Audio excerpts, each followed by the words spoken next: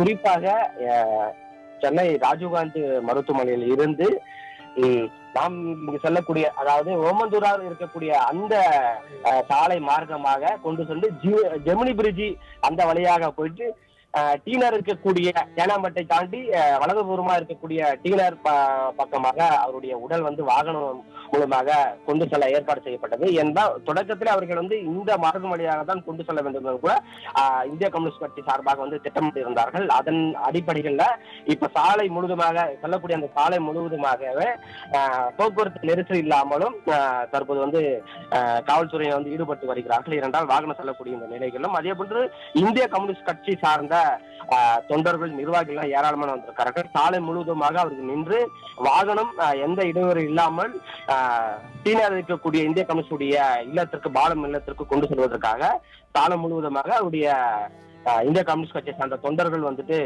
இருக்கிறார்கள். அது மட்டும் இல்லாமல் ஆங்காங்கே காவல்துறையினரும் பாதுகாப்பு பணிகளில் ஈடுபட்டு இருக்கிறார்கள். ஏனென்றால் இங்கிருந்து செல்லக்கூடிய இந்த சாலைகள்ல அதிக போக்குவரத்து நெரிசல் ஏற்படாத வண்ணம் இருப்பதற்காகவும், ஏனென்றால் மாலை நேரங்கள்ல அதிக வாகனங்கள் செல்லக்கூடிய இந்த சாலைகள்ல எந்த இடையூறு இல்லாமல் கொண்டு செல்வதற்காகவும், எந்த அசம்பாவிதம் நடைபெறாமல் இருப்பதற்காகவும் இந்த பாதுகாப்பு பணியிலும் காவல்துறையினர் ஈடுபட்டு வருகிறார்கள்.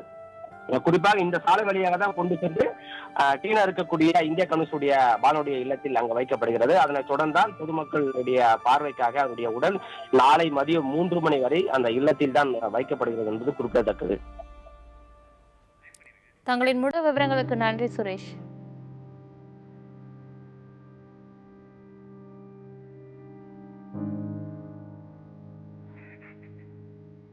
இந்திய கம்யூனிஸ்ட் கட்சியின் மூத்த தலைவர் நல்லக்கண்ணுவின் உடல் தற்பொழுது ராஜீவ்காந்தி அரசு மருத்துவமனையிலிருந்து வாகனம் மூலம் கொண்டு செல்லப்படுகிறது. தொடர்பான காட்சிகளை பார்த்து வருகிறோம்.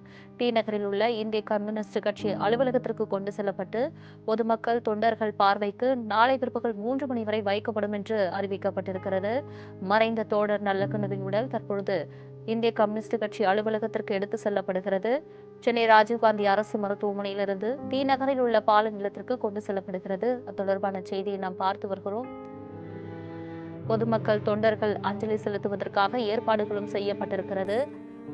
நாளை பிற்பகல் 3 மணி வரை அவரது உடல் பொதுமக்கள் மற்றும் தொண்டர்கள் அஞ்சலிக்காக வைக்கப்படும் என்று அறிவிக்கப்பட்டிருக்கிறது. இந்திய கம்யூனிஸ்ட் கட்சி அலுவலகத்திற்கு தற்பொழுது நல்லக்கண்ணுவின் உடல் எடுத்து செல்லப்படுகிறது. இத்தொடர்பான மேலும் விவரங்களை தருவதற்காக செய்தியாளர் நௌஷத் இணைப்பில் இருக்கிறார். நௌஷத், வணக்கம். தற்போது மறைந்த இந்திய கம்யூனிஸ்ட் கட்சியின் மூத்த தலைவர் நல்லக்கண்ணுவின் உடல் வாகனம் மூலம் எடுத்து செல்லப்பட்டு வருகிறது. இந்திய கம்யூனிஸ்ட் கட்சி அலுவலகத்திற்கு முழு விவரங்களை சொல்லுங்க. வணக்கம். மற்ற தோல் நல்லக்கண்ணுடைய உடலானது ராஜீவ்காந்தி மருத்துவமனையிலிருந்து ஆம்புலன்ஸ் மூலம் இந்திய கம்யூனிஸ்ட் கட்சியினுடைய அலுவலகத்திற்கு கொண்டு செல்லப்படுகிறது. கம்யூனிஸ்ட் கட்சியினுடைய தோழர்கள் கொடிகளை எழுதி கொண்டு வாகனம் ஊர்வலமாக செல்லக்கூடிய காட்சியில் நம்மளால பார்க்க முடிகிறது. குறிப்பாக இந்திய கம்யூனிஸ்ட் கட்சியினுடைய அலுவலகத்தில் வைக்கப்படக்கூடிய அவருடைய உடலானது வரக்கூடிய தோழர்கள் அனைத்து பல பதில் வரக்கூடிய நபர்கள் அஞ்சலிக்காக வைக்கப்படுவதாக தெரிவிக்கப்பட்டிருக்கிறது. காலை 3 மணி வரையும் அலுவலகத்தில் வைக்க இருப்பதாகவும், அதற்கு பிறகு மருத்துவமனைக்கு அவங்களே உறவினர்கள் ஒப்படைக்க இருக்கிறார்கள். அதற்கான ஏற்பாடு செய்யப்பட்டிருக்கிறது.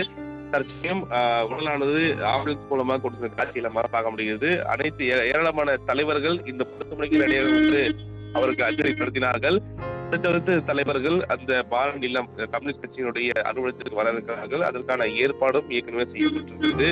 தொடர்ந்து கம்யூனிஸ்ட் அலுவலகத்தில் செங்கோடி அரைக்கம்பத்தில் பார்க்க வைக்கப்பட்டிருக்கிறது.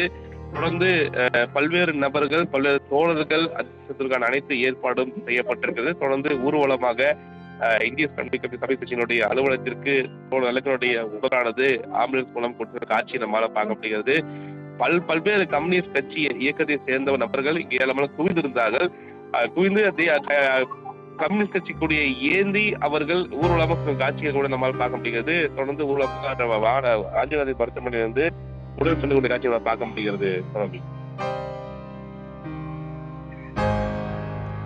தற்பொழுது இந்திய கம்யூனிஸ்ட் கட்சி அலுவலகத்திற்கு கொண்டு செல்லப்படக்கூடிய நிலையில் தொடர்ந்து நாளை பிற்பகல் 3 மணி வரை நல்லக்கண்ணுவின் உடல் பொதுமக்கள் மற்றும் தொண்டர்கள் அஞ்சலிக்காக வைக்கப்படும் என்று தெரிவிக்கப்பட்டிருக்கிறது. மேலும் என்னென்ன ஏற்பாடுகள் செய்யப்பட்டிருக்கிறது நௌஷத்?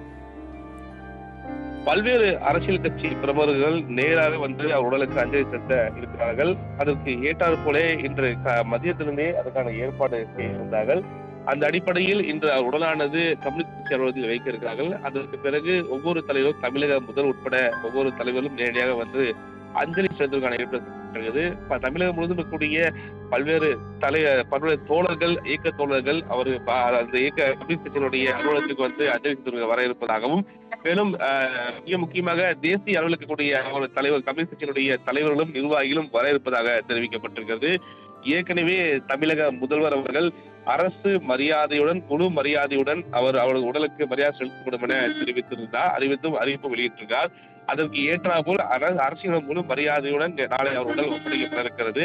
அதற்கான ஏற்பாடும் செய்யப்பட்டிருக்கிறது. நாளை மதியம் 3 மணி வரையும் அலுவலகத்தில் உடல் வைக்க ஏற்பாடு செய்யப்பட்டிருக்கிறது. தொடர்ந்து பல்வேறு பகுதிகளில், தமிழ்நாடு முழுவதும் இருக்கக்கூடிய பல்வேறு பகுதிகளில் செங்கொடியை அவர்கள் அரைக்கம்பத்தில் பறக்கவும் இருக்கிறார்கள். குறிப்பாக மூத்த தலைவர், நூற்றாண்டு கடந்த மாபெரும் தலைவர், முதுபெரும் தலைவர் தகைசால் தமிழர் தோழர் நல்லக்கண்ணுடைய இறப்பு என்பது தொடர்ந்து தமிழக மக்கள் மற்றும் அரசியல் களத்தில் கூடிய ஒவ்வொருவருக்கும் ஒரு மாபெரும் இழப்பாக இருக்கிறது. பல்வேறு கட்டங்களில் பல்வேறு மக்களுக்காக, எளிய மக்களுக்காக போராடிய ஒரு எளிய தலைவராக நல்லக்கண்ணை திகழ்ந்திருக்கிறார். அவருடைய வாழ்க்கையை பார்த்து வியந்து பல தலைவர்கள் உண்டு. அவருடைய வாழ்க்கை எடுத்துக்காட்டாக வெடித்து வாழ்ந்து வரும் தலைவரும் உண்டு. அதுக்கு ஏற்ற போல்தான் வாழ்ந்து காட்டுகிறார் தோழர் நல்லக்கண் அவர்கள். தொடர்ந்து அவர் தகைசால் தமிழர் போற்றப்பட்டாலும் கூட, தகைசால் தமிழராக அவருக்கு அரசு கொடுக்கப்பட்ட 10 லட்சம் நிதியிலுக்கு கூட 5000 ரூபாய் சேர்த்து அதே அரசுக்கு தானமாக கொடுத்த ஒரு மாபெரும் தலைவர். தொடர்ந்து வாடகை வீட்டிலேயே வசித்து வந்த ஒரு மூத்த தலைவராக இருந்து வருகிறார். ஆடம்பரத்துக்கு ஆசைப்படாத ஒரு தோழராக இன்னும் வாழ்ந்து வந்த ஒரு தலைவர். அவருடைய மறைவு என்பது ஒரு மாபெரும் இழப்பு. இது இந்திய கம்யூனிஸ்ட் கட்சி மட்டும் கிடையாது, அனைத்து கட்சி நபர்களும், இவர் முன்னோட்டமாக இருக்கக்கூடிய கட்சி நபர் அனைவருக்குமே ஒரு மாபெரும் இழப்பாக தான் பார்க்கப்படுகிறது. இவர் மிக முக்கியமாக சொல்லணும் என்றால் 1925 பிறந்த இவர், அவர் பிறந்த அந்த வருடத்தில் தான் கம்யூனிஸ்ட் இயக்கம் என்பது தோற்றுவிக்கப்பட்டது. அந்த பெருமையும் இவரையே சாரும். அந்த அடிப்படையில் தோழருடைய மறைவு என்பது குறிப்பாக சொல்ல வேண்டும் என்றால் ஒவ்வொரு கம்யூனிஸ்ட் தோழர் என்று அனைவருக்குமே பேரிழப்பு. அந்த அடிப்படையில் அவர் உடலானது ராஜீவ்காந்தி மருத்துவமனையிலிருந்து தற்செயல் ஊர்வலமாக கொண்டு செல்லப்படுகிறது. அடுத்ததாக இந்திய கம்யூனிஸ்ட் கட்சியினுடைய அலுவலகத்தில் வைக்கப்படக்கூடிய உடலானது பல்வேறு தலைவர்கள் அஞ்சலி செலுத்துவதற்கான ஏற்பாடும் செய்யப்பட்டிருக்கிறது. தங்களின் முழு விவரங்களுக்கு நன்றி நௌஷத்.